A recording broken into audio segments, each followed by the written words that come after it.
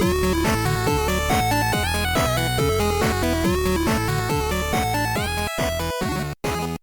everybody, welcome to another episode of Classic Gaming Brothers. I'm Zach. And I'm Seth. And we're the Classic Gaming Brothers. That's right, we are the Classic Gaming Brothers. That's right. What a day, what a dollar. What a day, what a dollar. If we don't have any opening material, we usually just quote old quotes from our past that we think are funny, like always classy. Sometimes classy. Oh, no, we said it wrong. Always classic, sometimes classy. We're just wind-up monkeys at this point. That's we're wind-up monkeys. We all got pull strings in the back. But to think about it this way, if you go and see Journey, you expect them to play the great hits. That's true. Like if you went to go see Journey and they didn't make it so that you belted out a Midnight Train, like, would you be going anywhere? Anyway. Yeah, so I think that's part of our charm. I do want to make it a heads up that we are getting ever closer to PAX. Ooh, yes. Yes, we are, which means we're going to have to do a pre-PAX pod and a post-PAX pod. The septuple Ps or whatever, the 6 Ps, pre-PAX pod. There's going to be a whole lot of P, pod. That's for sure. That's right. So we will be venturing out to the great city of Boston. We will be joined this year by 2 Ryans. Maybe we'll interview the Ryans. One of the Ryans is famous from our Galaga episode. So if you want to hear a fun episode, you can always go back and listen to the Galaga episode. Fun fact, we have an inside scoop about that Galaga episode. We had to re-record the entire episode. Yeah, we sure did. Well, Ryan had to record.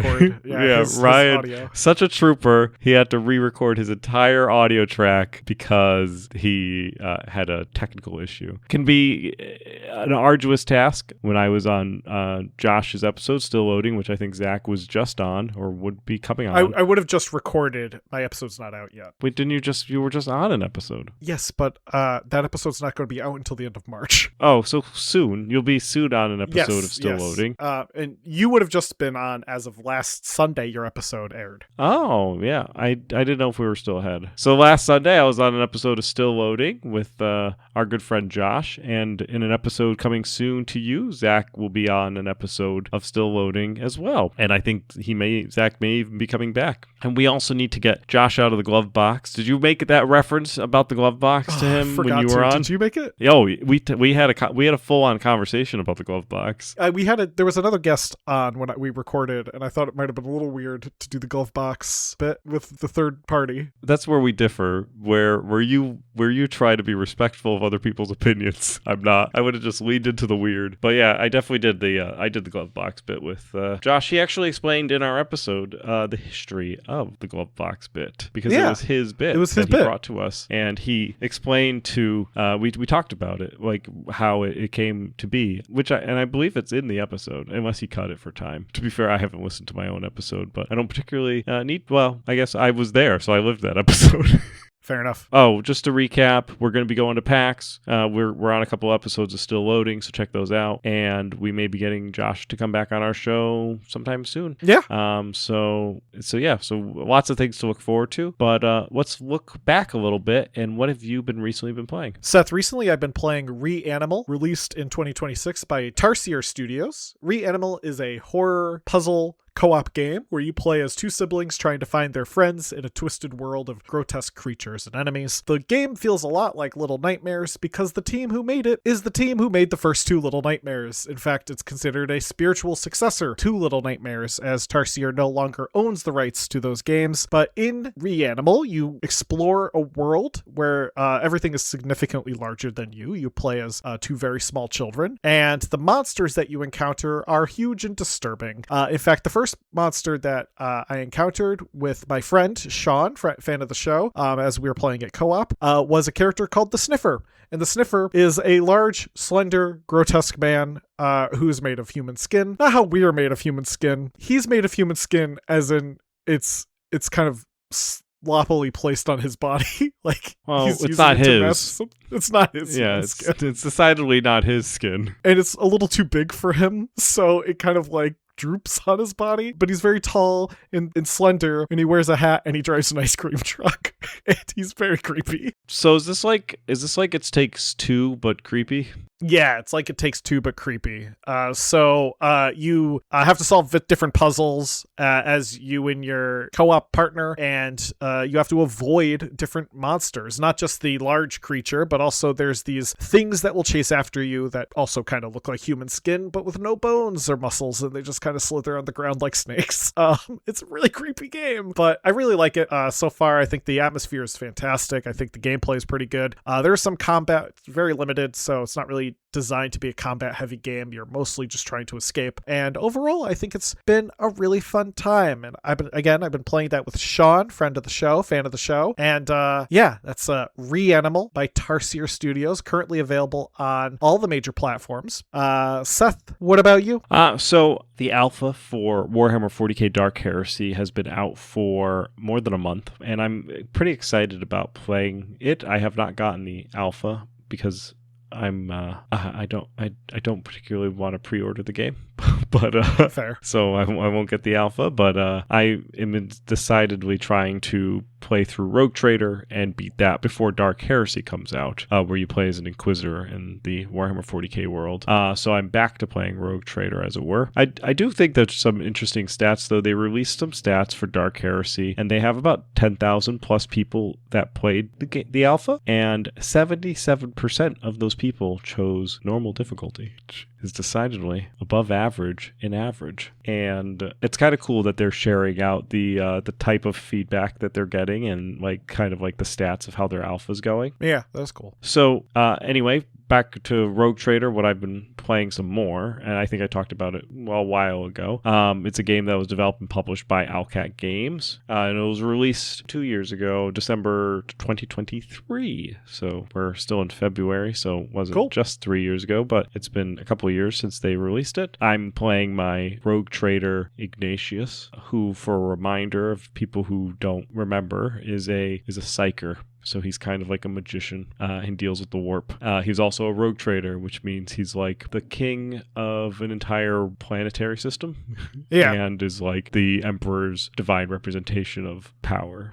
He is a captain as well of a ship, and that ship is the Eye of Providence, which is a great name for a ship. I closed out Chapter 1, and I have gotten into Chapter 2 of the game. It's a 5-chapter game. I still use spreadsheets to build out my character companions because the game is very, very dense. So if you're afraid of denseness, just look up some character builds. Just build the characters. They perform adequately in combat. So definitely that's my recommendation. I'm also playing my main character's build is not the best build. And I've read a couple of different people's opinions on how to play the build. So I've been tweaking them based on the things that I've been reading. The first chapter had a great crescendo of a level at the end of it, and it entered into the first ship combat of the game, which is fun because in Warhammer, the ships act like old-timey warships, and as they barrage from the side of other ships, they take a long time to turn around. They can ram each other, and they just kind of act like old man of wars. So it was kind of fun playing that experience of the game, as it was kind of like a game within a game. And it was I'm just kind of looking forward to unpacking the second chapter and kind of building up my roster of companions, because all the characters and companions that you recruit are all very detailed and have depth to them, so it's kind of cool exploring their stories as well as the story of the game overall. Well, that's cool. Yeah. Sounds like a lot of fun. You like your Warhammer, don't you? I do like Warhammer. I go into fits where I like it a lot, and then I go into fits where I like it a normal amount. Those are good type of fits to go into, as opposed to other kinds of fits. It's between this and Indiana Jones and the Great Circle. I got to a part in the Great Circle that I got really frustrated with, so then I was like, well, back to Rogue Trader. It's generally what happens. If I get frustrated, I tend to go back to Rogue move Trader. Along to, or to a backup game. Fantastic. Well, we're going to be talking about science fiction in today's episode, not necessarily Warhammer science fiction, but science fiction nonetheless, because we're talking about a TV show that did have some video games that I was surprised to learn existed, and that show is Battlestar Galactica. Oh, I'm a big fan of that show. Were you a big fan of the original show from the 70s? No, I'm a big fan of the re-release of the show. The revival, yes. The later Sci-Fi Channel version with Edward James Olmos as Adama. As Adama, yeah. And then Katie Sackhoff as Starbuck. Yes. And Jamie Bamber as Captain Lee Apollo. And my favorite character, James Callis, as Gaius Baltar. I watched a bit of the revival. I've watched a bit of the original. I do have kind of a soft spot for the kind of goofiness of the original in terms of the special effects being pretty good. I mean, they were, and we'll get into why they're pretty good, but I do like the drama and the seriousness of the revival. And I've been meaning to actually sit down and watch through the whole thing of the revival. I've seen a good chunk of season 1, though I didn't realize I kind of skipped the miniseries by accident. So I gotta watch that. My favorite part of Battlestar Galactica is also the reason why I like The Expanse. Yeah. Is that Battlestar Galactica and The Expanse are very like realistic sci-fi. Like yes. they're like if technology progressed kind of in a realistic sense. Yeah. So they don't have transporters, they don't have like food replicators. They got to maintain gardens, they experience G-forces, they like have issues that crop up because of the way that they're living, and like ships have to physically move to dock. And like I think in Battlestar Galactica they use regular guns too. Like I think they use with bullets. I like for my sci-fi sometimes to be grounded in like realistic sci-fi. Not that I don't like Star Trek, but I think that sometimes too much crazy sci-fi just makes it not makes the urgency go away sometimes, or makes it like, even like if you're thinking about Star Trek Voyager, where the ship's so far away but they can make their own food, so like as long as they have power they can keep swimming. I think it is fun contrasting the original Battlestar Galactica, which we'll talk a bit about, with the revival, because the original doesn't have that realism, that groundedness. They shoot lasers. The Cylons are big and sparkly robot metal men, and Right. The spaceships look like Star Wars knockoff toys. How were you exposed to Battlestar Galactica originally? Through our father, who was watching the revival show once when I was around, and that's how I first watched it. I think he was watching, I don't know what episode it was some random episode on Sci-Fi Channel, and Dad's like, oh, I gotta watch my Battlestar Galactica. So I was with him at the time. I think I was staying over his apartment and watched it with him. I thought it was very cool, and then I asked him, I said, or I think he told me at one point, he said this is based on a show that used to be on in the 70s. And I was like, oh, that's really cool. And I was like, is it anything like the show in the 70s? And he was like, no, it's not. But he still I think he still likes the revival. But as I got older and as I was getting into film, I got into knockoff cinema and products out of other countries, and the people who tried to capitalize on Star Wars. So I started watching all of the major knockoffs of Star Wars. Star Odyssey, The Humanoid, Star Crash, Battle from Beyond the Stars, Message from Space. There's a lot of them. And at one point I got to Battlestar Galactica, the theatrical cut from the 1970s. And I really liked it. I thought the theatrical cut was pretty solid as a movie. And I ended up picking up the Blu-ray of the full series of the original 70s run. That's pretty fun.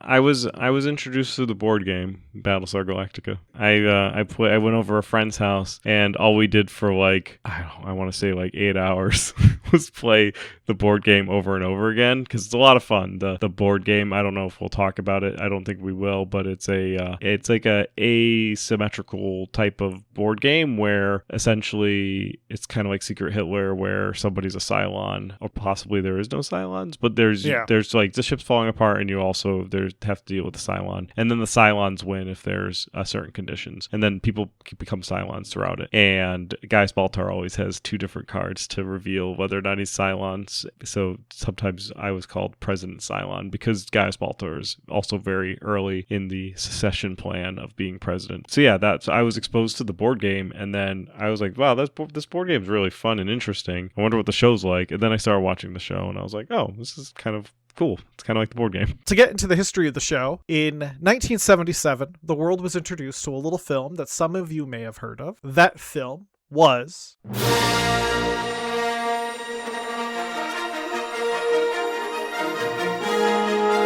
Not only was it a box office hit, Star Wars quickly became a merchandising empire with toys, books, games, comics, puzzles, the works. Everyone wanted a piece of Star Wars, and Star Wars was giving everyone a piece of itself. But with great success comes great imitation, because soon there were people trying to capitalize on Star Wars. And not just like random people, not just directors like Aldo Lado and his film The Humanoid, which when he released The Humanoid, he credited himself, not under the name Aldo Lado, he credited himself as George Lewis, which is certainly something. Fun. Luigi Cozzi and his film Star Crash. He who credited himself as George Lucas. But there are also Disney put out a Star Wars clone, The Black Hole, and there was like Buck Rogers, which came out in 79, which definitely was done to capitalize on Star Wars. Today's episode is probably one of the most famous projects to be thought of as a clone of Star Wars.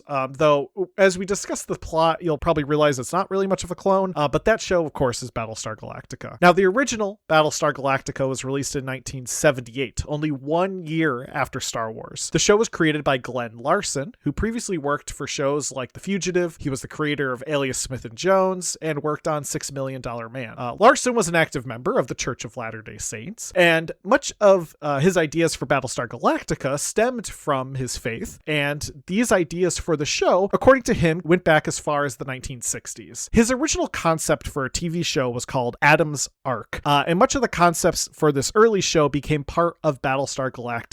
Adam's Ark was going to be a space show featuring, a giant ship and people aboard it, and a lot of the lore elements that he came up with for Adam's Ark would survive into Battlestar Galactica, and a lot of these ideas were also pulled directly from Mormon theology. The ideas of the Council of 12. A Council of 12 is something that exists also in Mormon theology. There's the whole lost 13th tribe of humans, the long voyage to find a promised land while being constantly pursued by your enemy. Even names of planets. One of the planets in Battlestar Galactica is Kobol, which is taken from Kolob, the star from the Book of Abraham, one of the books that is part of the Pearl of Great Price, a sacred text in Mormon groups. And a lot of the ideas of kind of Mormon spirituality kind of slipped their way into Battlestar Galactica. Glenn Larson was not able to find anyone interested in funding his project, at least not until 1977, when that little movie we referenced earlier was released. Suddenly, space opera was in vogue, and that meant a lot of companies wanted to capitalize on the craze to make that Star Wars money. The show originally was conceived as a series of made-for-TV films, with the pilot being planned to be 3 hours, and then followed by an additional 2-hour productions. The pilot was produced, Saga of a Star World, and shortened version would also see a Canadian theatrical run shortly before a telecast version of the 3-hour cut. ABC decided instead of having two 2-hour follow-ups, they just commissioned a full season of the show. For those unfamiliar, Battlestar Galactica follows a group of people in a fleet of ships protected by a massive warship called the Galactica, and the rest of the ships are mostly like civilian ships. These people are all that remain of the 12 colonies of mankind who were attacked by a robotic group called the Cylons. The fleet is led by Commander Adama, played by Lord Green in the original, whose son Apollo, played by Richard Hatch, leads a fighter squadron with his best friend Starbuck, played by Dirk Benedict, who's a man in this, right? Yes. And Starbuck is a lady in the revival. Yes. Much of the series involves the Galactica crew evading the Cylons and searching for the lost 13th colony, a mythical remaining human remnant that has been untouched by the Cylons. The series would be met by immediate legal issues. In fact, before the pilot aired, 20th Century Fox filed a lawsuit against Universal Studios, accusing them of plagiarism, copyright infringement, and unfair competition. Universal responded, as a true American company, by countersuing, accusing 20th Century Fox of plagiarism, claiming Star Wars ripped off the 1972 film Silent Running and the 1930s Buck Rogers serials, and both suits were settled without trial. I'm also pretty sure both suits lasted longer than the original Battlestar Galactica.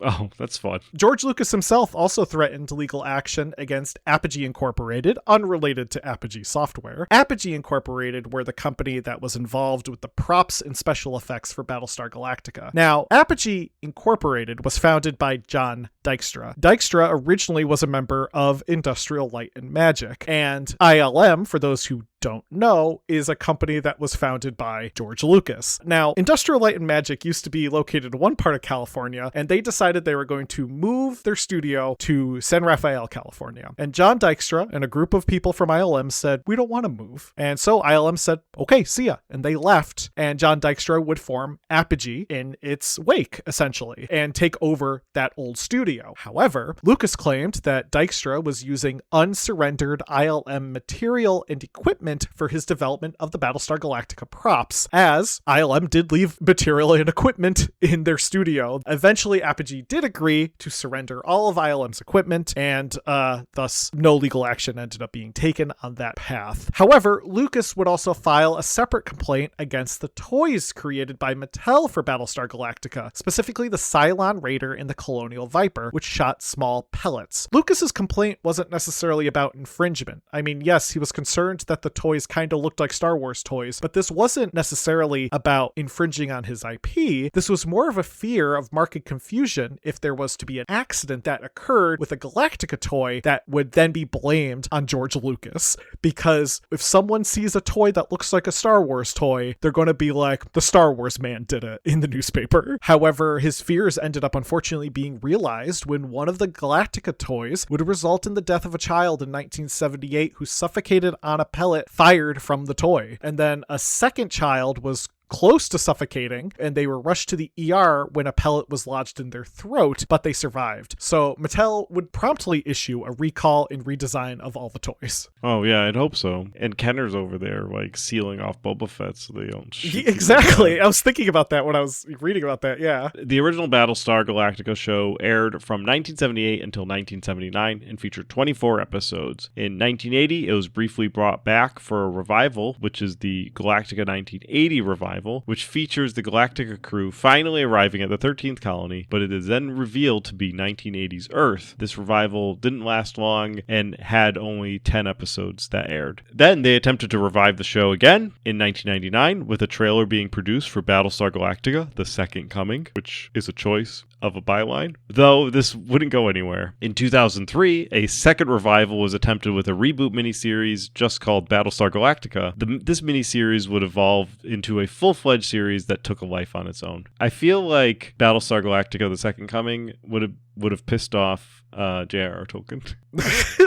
To be fair, the original series is pretty heavy-handed in its religious overtones. That's true. So the original series probably would have pissed off J.R.R. Tolkien. The 2003 revival of Battlestar Galactica changed a lot of the show. It became a multi-camera production with almost a shaky camera vibe, akin to shows like The Office, or even like, I felt like there was a lot of walkie-talkie West Wing type of stuff that was Yeah, there's a lot of West Wing kind of vibe to it, yeah. Yeah, it would have been definitely like inspired by Aaron Sorkin because West Wing was like still on. It's got a lot of what I call the Aaron Sorkin whisper and talking, where people are like, yes, like over in a corner being like, all right, so what are we going to do about this? What are we going to do? And then it pans to like the commander walking down the aisle, handing things off to people as he talks to things. Yeah, that's pretty much that's the Aaron Sorkin take. Battlestar Galactica decidedly is reminiscent. It's like sci-fi West Wing. The tone was also changed with less of an emphasis on the space opera grandeur and more emphasis on the horrors of war, tragedy of loss, and trauma faced by a group of people living in abject fear from day to day. Another change was how the Cylons functioned. Instead of being robotic metal stormtrooper looking guys that kind of looked like if they were kind of like garbage paled individuals, they now can take on human form. And the question then became, who is the Cylon? And are they infiltrating us? And are they going to sabotage us? And people get locked up randomly because they are accused of being Cylons.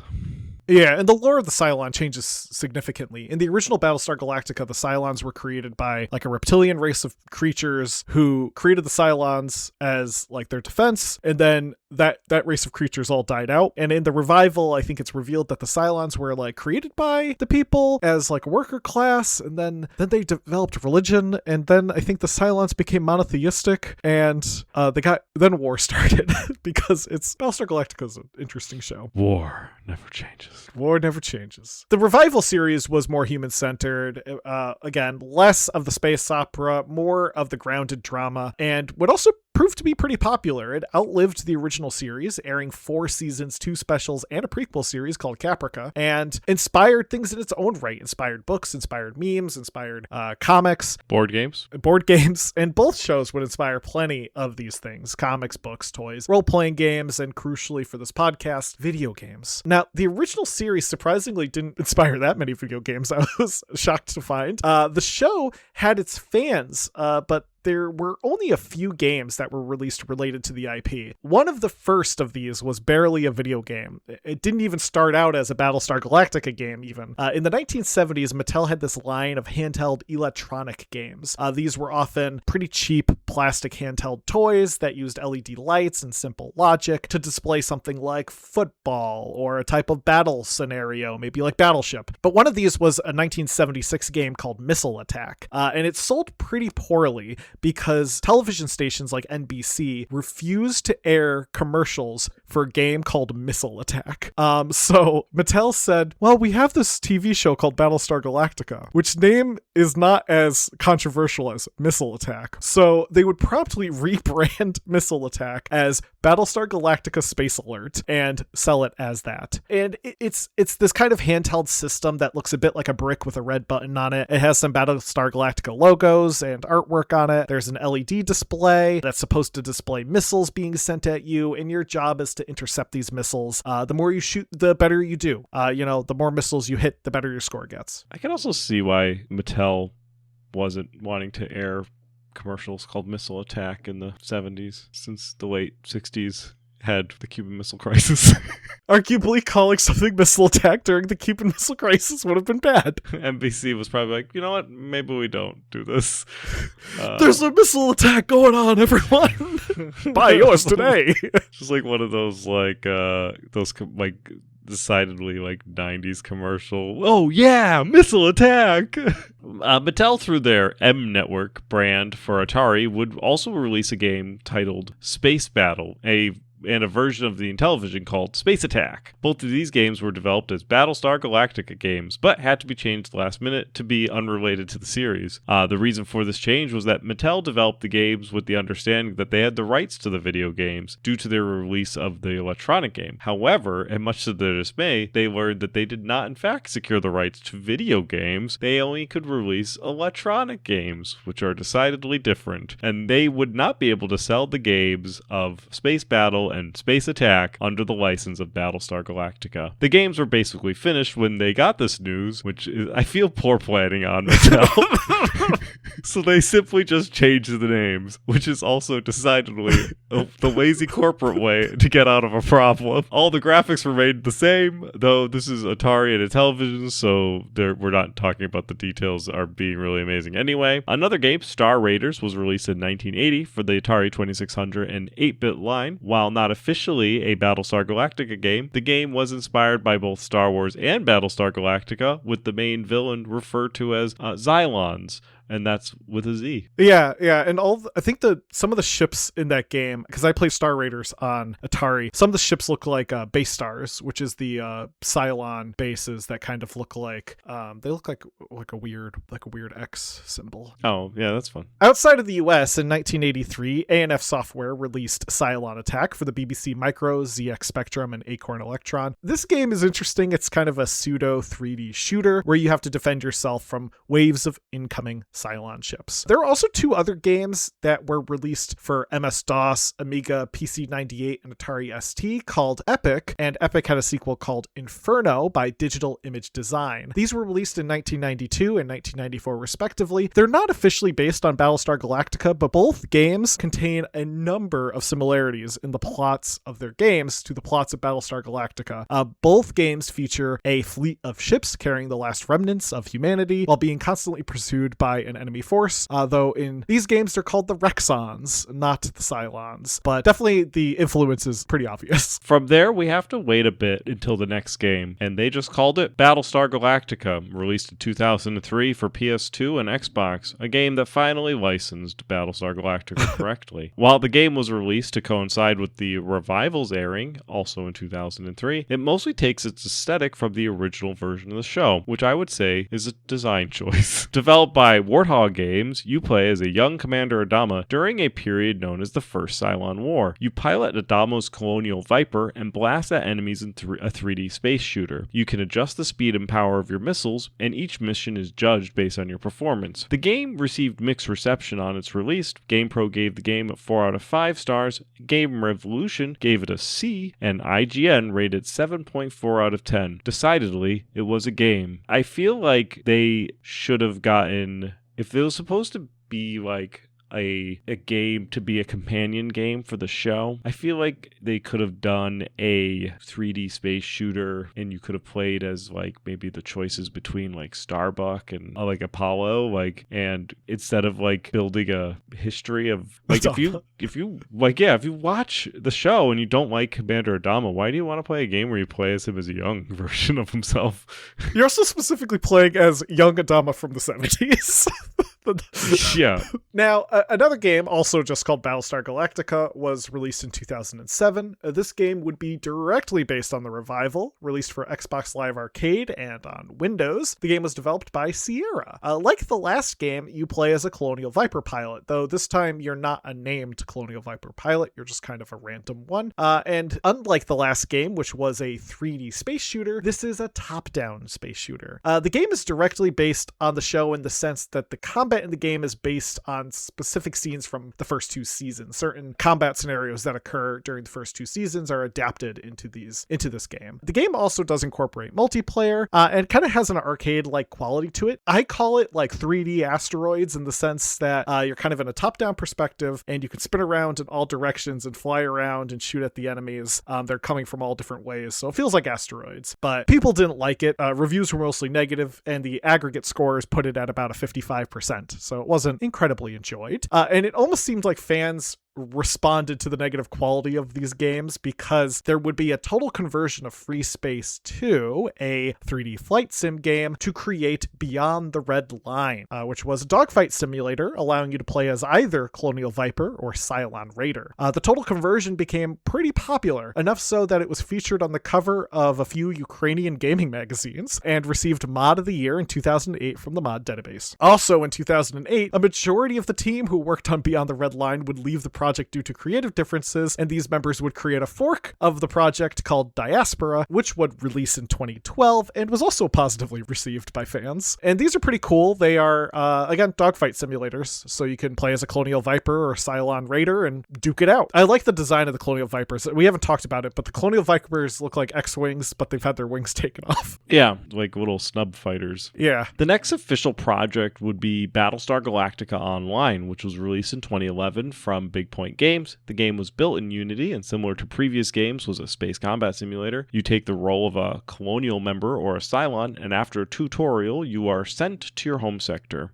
You were able to pilot different classes of ships such as Interceptors, Command, or Assault. At one point, you could also pilot Battlestars or Cylon Baystars, and the game officially sunset in 2019 because it was online. Yeah. So if you weren't online, you weren't playing the game. When I looked up details about this game, I did see a news article that just said you can now play as a Battlestar.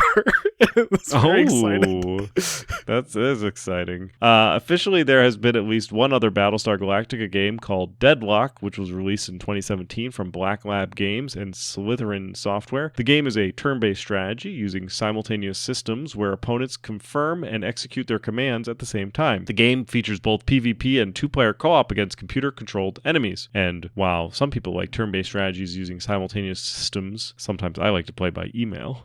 But this Battlestar Galactica game, Deadlock, received mostly positive reviews, with PC Games giving it 72%, PC Invasion giving it a 7 out of 10, and IGN giving it a 7.8 out of 10. Sadly, Deadlock would go to get delisted in 2025, likely due to an expired license from the publisher. And then there is now a new game in development called Battlestar Galactica Scattered Hopes, and the game is tentatively scheduled for Q1 2026 and is a tactical roguelite being developed by AltShift, where you fly ships around in space. I think that there's decidedly something missing from all the Battlestar Galactica games that we talked about, yeah. And that is a game that doesn't exist, and that is a game about the politics of Battlestar Galactica. Right? I feel like a Telltale game, Yeah. like that type of game where it's concentrated on the politics and the intrigue, would do well, since the entire premise of the show is politics and intrigue. Even like not like Civ, but a Civ style game where you get to do more of the like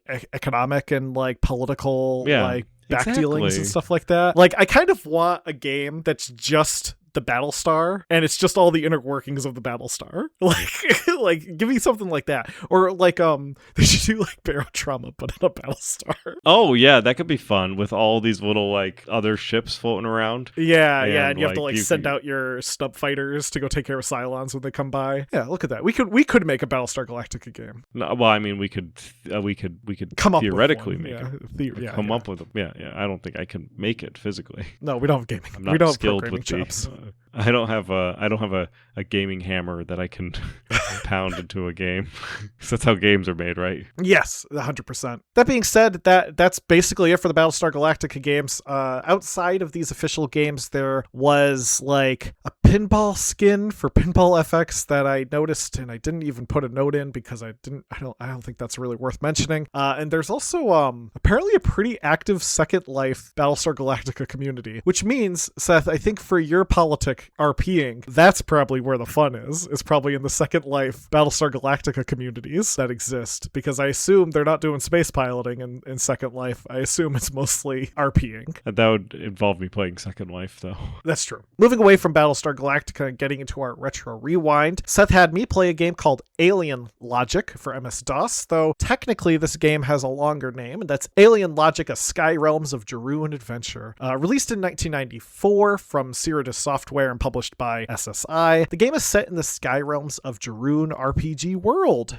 For those who don't know, like myself, Sky Realms of Jarun is an RPG from Sky Realms Publishing, released in 1984. In the PC game, the one from 94, Alien Logic, you play as a human who had his village attacked by an alien group called the Red Santa. You master your abilities called Isho, which is some type of magic. It represents itself, at least early in the game, as fireballs you shoot from your hands. And you travel to different realms and you talk to strange aliens, like a bear who gets mad at you because you step on his crops. The game's cover of Alien Logic, the greatest cover of all times. It is a woman in the bottom half of the frame, and she is wearing a low-cut dress. Yes. And holding her tenderly is what appears to be a creature that I can only describe as Sauron from the X-Men. It looks like Sauron, yeah. Yeah, it does look like Sauron.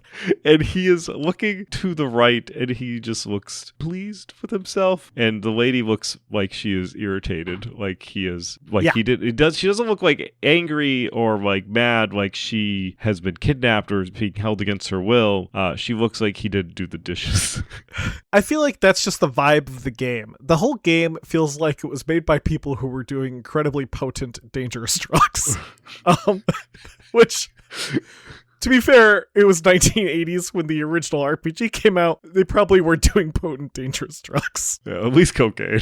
It does have kind of a fun, surreal vibe to it. You have these like psychedelic landscapes, these really strange creatures. I feel like it's almost like a game pulled from the pages of Heavy Metal magazine. Just these like weird worlds that only exist in this one little frame of reference. I also found the gameplay to be kind of unique, especially for a 90s RPG. It didn't feel like other ones I played. And looking at some reviews at the time, that was what was praised about the game, was that it stood out as kind of a unique RPG. Does it hold up in 2026? If you like weird sci-fi RPGs, if you want to play something that is different, I guess it holds up. Does it hold up as like, do I recommend you just play this game because you like video games? No. Do I recommend you play this game if you like RPGs? Maybe.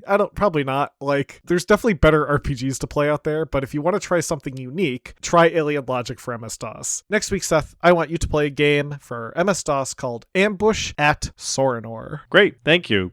Zach had me play Space Ace for the SNES. Space Ace was originally released for Laserdisc in 1983 for North America, and Zach had me play the SNES release in 1994. The game ended up going from the cinematic animation view that it enjoyed on Laserdisc format and went to a questionable top-down view on the SNES because the cartridge couldn't handle the actual game one for one. Space Ace is very similar to Dragon's Lair in which that it has some great art and some good animation because it's coming out of the Bluth studio, but some incredibly obtuse gameplay that is only exasperated in the SNES game, in the version for the SNES. Even Dragon's Lair has some, like, you need to know the timing. Space Ace also need to know the timing. It's worse when it's ported to the SNES because it was top-down, which was a choice. The top-down perspective and the difficulty of the port makes this game incredibly difficult to play. I think I died 7 times in the opening first part of the game. You have to jump, this like monkey flying an ship is like shooting at you, and you get hit with the laser, you die, and the game ends. Very difficult, and the game was meaningfully changed from the Laserdisc version to the SNES version. And it's not even great to look at from an animation perspective, so there. So to couple that with the difficult and obtuse gameplay, it's just not a fun experience. I don't think the SNES version holds up, though it's still, I think that the Laserdisc version could sit up there next to Dragon's Lair as being a fun and interactive cartoon, not necessarily with more on the animation and less on the gaming part. Next week, Zach, you can play, as required by producer Doug, spoken through me, NIV, Bible, and the 20 Lost Levels of Joshua.